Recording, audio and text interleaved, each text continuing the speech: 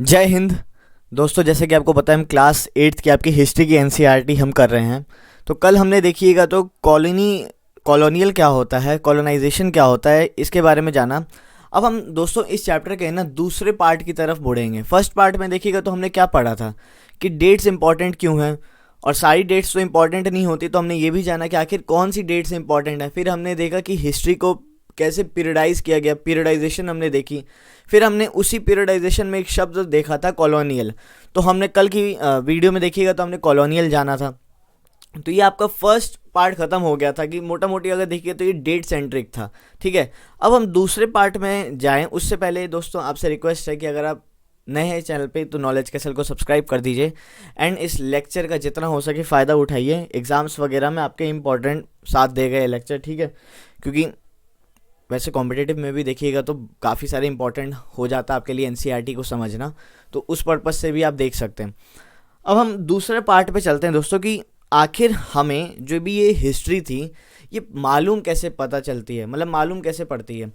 अब आप रात को सो रहे हैं, किसी ने आके कान में फुसफुसा दी, फुसफुस फुसफुस कर दी, तो आपको ऐसा तो है नहीं कि हिस्ट्री पता चल जाएगी। हिस्ट्री आपने कहीं पढ़ी होगी, किसी किताब में पढ़ी होगी, ठीक है। अब किसी बंदे ने अगर वो किताब लिखी है तो उसने भी कहीं से रिकॉर्ड्स उठाए होंगे, ठीक है। किसी कहीं से तो रिकॉर्ड्स उठाए होंगे, अपने मन से तो हिस्ट्री लिख नहीं दी होगी कि उसे सपना आया कि अच्छा ब्रिटिशर्स आए थे, अच्छा उन्होंने ऐसा किया, अच्छा उन्होंने इंडिया को इतना लूटा, चलो लिख देते हैं। कुछ रिकॉर्ड्स होंगे, ठीक है। एडमिनिस्ट्रेशन कैसे काम करता था वो लिखा होगा, ठीक है। तो हर चीज़ लिखी गई थी। तो ये चीज़ हमें कैसे पता चलती थी वही चीज़ हम जानेंगे आज के इस वीडियो में। इम्पॉर्टेंट वीडियो होगा दोस्तों, 2-3 पार्ट और लगेंगे आपका इस चैप्टर में, उसके बाद आपका चैप्टर फिनिश। बस इंजॉय कीजिए। तो देखिए, हाउ डू वी नो, हमें पता कैसे चलता है दोस्तों हिस्ट्री के बारे में। What sources do historians use in writing about the last 250 years of Indian history. Last 250 सालों की अगर मॉडर्न इंडियन हिस्ट्री की ओवरऑल बात करें, मॉडर्न इंडियन हिस्ट्री की कह लीजिए, कॉलोनियल पीरियड की, ठीक है, अगर बात करें तो आखिर हिस्टोरियंस जो बुक लिखते थे उन्हें कैसे पता चलते थे रिकॉर्ड्स वगैरह, ठीक है।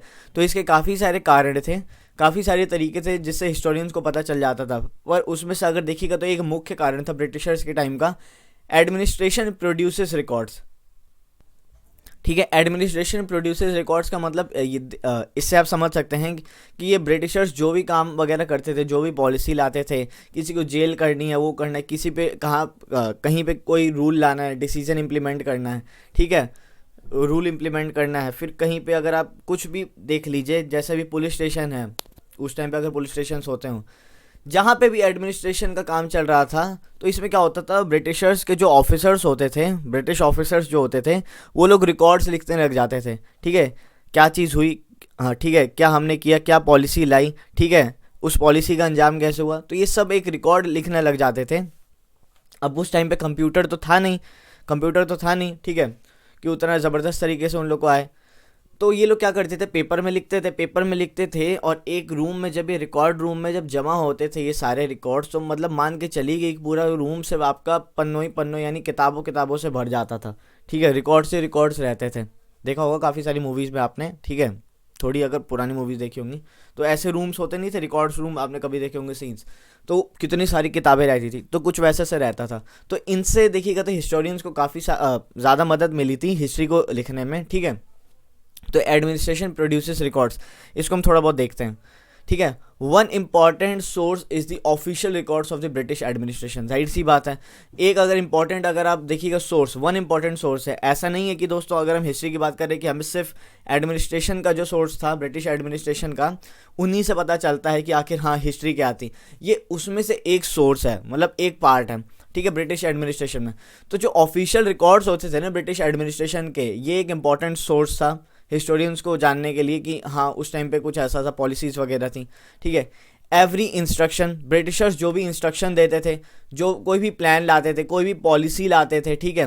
फिर किसी के साथ राजा महाराजा के साथ एग्रीमेंट वगैरह हुआ, फिर कुछ इन्वेस्टिगेट करना हुआ, तो ये सारी चीज़ें जो होती थी ना, instructions, plan, policy, agreement, investigation, ये सारे ब्रिटिशर्स क्या करते थे, क्लियरली अपने रिकॉर्ड्स में रिकॉर्ड बना लेते थे, इसका लिख लेते थे ब्रिटिशर्स जो ऑफिसर्स वगैरह होते थे, ठीक है। तो ये भी आप देख सकते हैं यहाँ पे।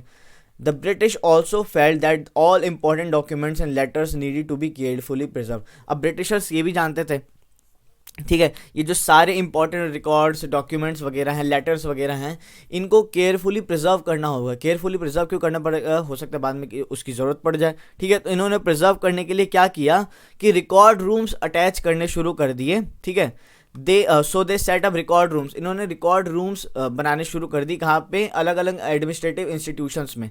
ठीक है, अब कोर्ट का जो कोर्ट होता होगा उस टाइम पे, फिर आपका पुलिस का हो गया, पुलिस स्टेशन वगैरह का, तो एडमिनिस्ट्रेशन जो भी एडमिनिस्ट्रेटिव आपका इंस्टीट्यूशन यानी ऑफिस वगैरह था, उसके साथ ही में रिकॉर्ड रूम भी अटैच करने शुरू किए कि उस इंस्टीट्यूशन के सारे रिकॉर्ड्स आपको रिकॉर्ड रूम में मिल जाएंगे। तो ये भी इन ब्रिटिशर्स ने थोड़ा बहुत किया, जिससे मतलब मदद मिली।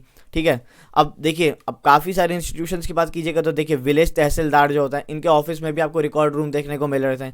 फिर कलेक्टरेट का अलग से एक रिकॉर्ड रूम था। ये सारे एडमिनिस्ट्रेटिव इंस्टीट्यूशन ही तो हैं।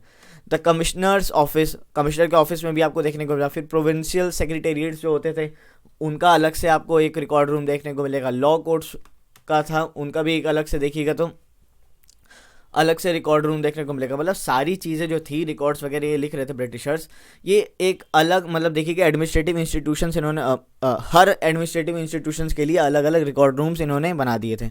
ठीक है, specialised institutions like archives and museums were also establish to preserve important records. अब स्पेशलाइज्ड इंस्टीट्यूशंस भी बनाए, कि क्यों बनाए, आर्काइव्स बना दिए थे इन्होंने, म्यूजियम्स वगैरह बना दी। कुछ इंपॉर्टेंट चीज़ें हैं, ठीक है, जिसको प्रिजर्व करना बहुत ज़रूरी है, तो उसके लिए उन्होंने आर्काइव्स बना दी है।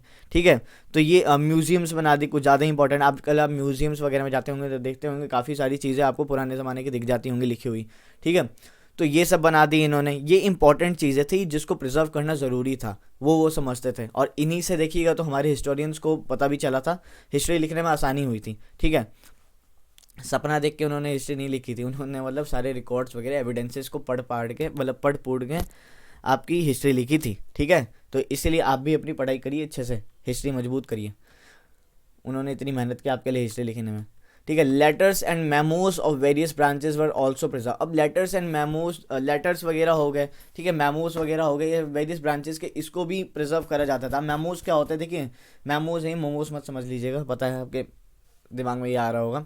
ठीक है, तो मेमोज क्या होता था दोस्तों, कि एक ब्रांच जो मतलब वन ब्रांच ऑफ एडमिनिस्ट्रेशन था, कि एक ब्रांच है एडमिनिस्ट्रेशन का, इंस्टीट्यूशन का, वो अलग मतलब अनदर ब्रांच को क्या करेगा, कोई मेमो देगा। मेमो यानी कुछ इंपॉर्टेंट सी इन्फॉर्मेशन दे दी, ठीक है, लिख के, तो ये मेमो ट्रांसफ़र होता था। आप ये समझ सकते हैं, one branch to another branch. ठीक है, तो ये ऐसा सिस्टम था।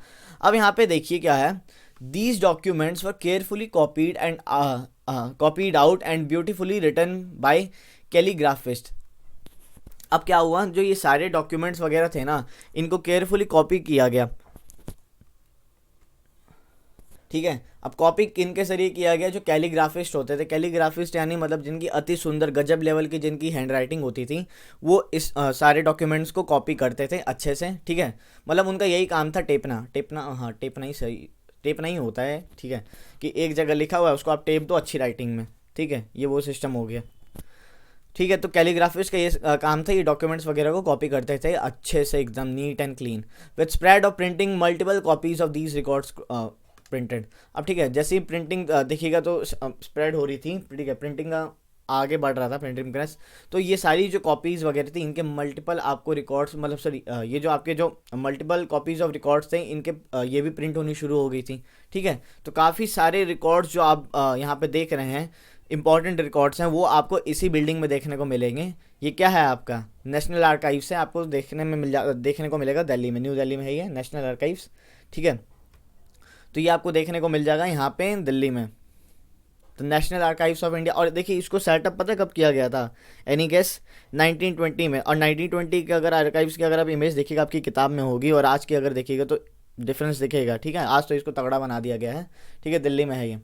तो दोस्तों, आज का बस आपका इतना ही था। ठीक है, उम्मीद है कि आपको पता चला होगा कि एक सोर्स जो हमें पता चला है कि हमें हिस्ट्री कैसे पता चलती है, उसमें एक कारण है आपका एडमिनिस्ट्रेशन रिकॉर्ड्स। ठीक है, तो ये हमें पता चला, आपको भी उम्मीद है कि कुछ पता चला होगा इस टॉपिक को पढ़ के। तो पता चला है तो यार, नॉलेज कैसल को सब्सक्राइब कर दीजिए, अपने दोस्तों में शेयर कीजिए, एंड वीडियो को लाइक करना मत भूलिएगा, क्योंकि आपका फीडबैक बहुत मतलब टॉप प्रायोरिटी पे है। ठीक है, क्योंकि फीडबैक अगर आप दीजिएगा तभी पता चलेगा कि लेक्चर किस क्वालिटी के बन रहे हैं, लेक्चर में आपको कुछ समझ में आ रहा है, ठीक है, या नहीं आ रहा है, वो आप बताइएगा कमेंट सेक्शन में, फीडबैक दीजिए। थैंक यू सो मच दोस्तों, गॉड ब्लेस यू ऑल, जय हिंद।